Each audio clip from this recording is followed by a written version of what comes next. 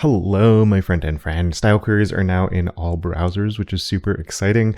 But at first, when you start using them, they can feel a little bit like a modifier class, and they can do a lot more. And I want to make this video to dispel that myth and show you why they're pretty awesome. So I have this example set up where I am using a modifier class here. I have a card primary, and I'm using it over here, because if I didn't put that on there, I have my card styling, and I just can't read this at all. It looks pretty terrible. So if I'm in a primary area, I then have to come in with a card primary. It's just not the end of the world, but wouldn't it be nice if like the parent could decide the theme for the children? And that's one of the things we can use style queries for. So I'm going to take this off from here, and I'm going to grab all of the styles that I have right here and cut them. So we're removing them from that card primary that we had. And then what I'm going to do is go into my regular card styling here. So this is card. I have all these things nested in there, which I guess I didn't really need the BEM naming convention for, but we have it. And I'm going to come into here, and we're going to do an @container and do a style like this. So this is what a style query looks like, right? We have the style that's part of it. And one thing that's interesting with style queries, because they're looking for custom props, you don't need a defined container anywhere. It's just going to look at the properties that are coming in. So let's say we're going to look for a theme, and we're going to look for a theme of primary.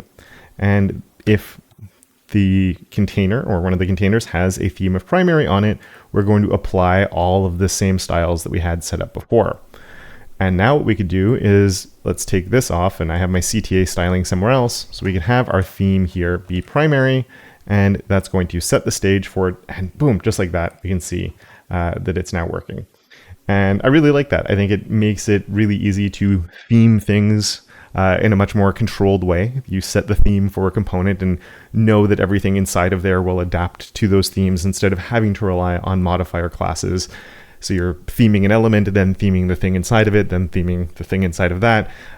If we can avoid that, that's pretty awesome. This does depend a little bit on how you're working though. Some people might prefer to throw the modifier class on there, which, okay, that's fine. There's another thing that's really cool, which is more of using them in a way that allows us to have conditional modifier classes. And that's for me where the real excitement comes. Actually, the real excitement is the range syntax, but that's not well supported yet. So I'm not going to talk about that one today. But let's take a look at our sidebar right now.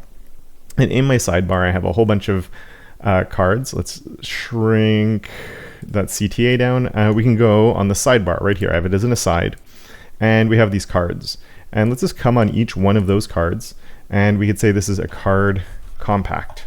For a modified version. You can see everything got smaller. Let's move myself out of the way for this one so we can see everything that's going on. So let's undo that. So we go back to what we had, where we have the normal cards, card compact, and they all come compact. And that's not the end of the world to have to rely on to have a modifier class. You're not really going to be doing it like this most of the time, because you probably have a loop that's going through to get them all. So you just have the style applied once. So, okay, Kevin, what's the big deal here? Where my issue is, what if you don't want the card compact class all the time?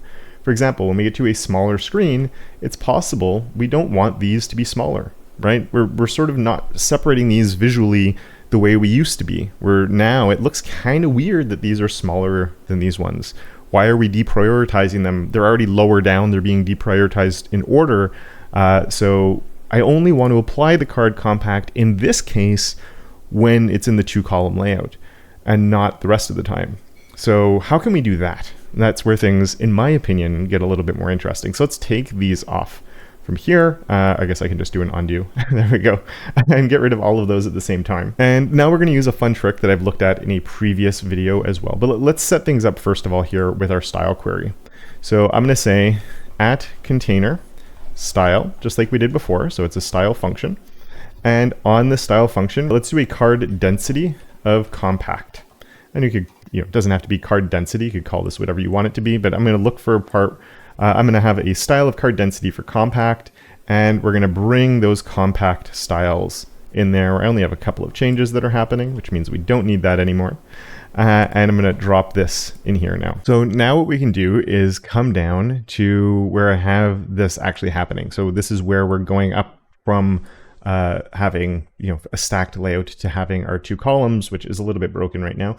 So I think that's because of my 2 columns over here. I need to fix that. I'm not going to stress too much, but let's make these things on the sidebar become compact when we get to this point. I'm also zoomed in, which isn't helping things. So what we're going to do is say that when this breakpoint happens, I want to have my compact cards.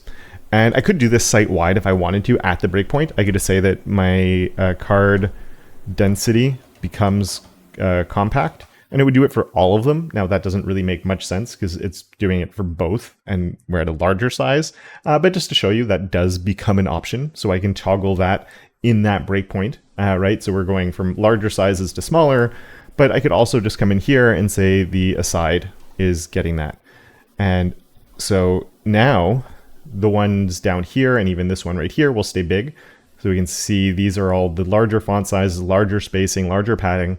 And then the ones above my head right now are getting the smaller size on them. And let me move out of the way once again, just so we can see that as we hit that breakpoint, everything is the same size.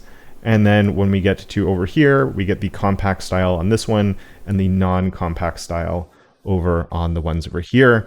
And it acts, again, as a modifier class, but one that I can conditionally apply instead of something that maybe you'd use JavaScript for detecting when something happens and applying a style, or having to have a compact style that's based on the same breakpoint, which can be awkward.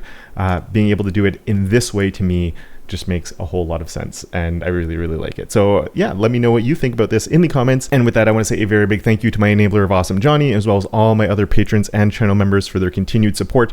And of course, until next time, don't forget to make your corner of the internet just a little bit more awesome.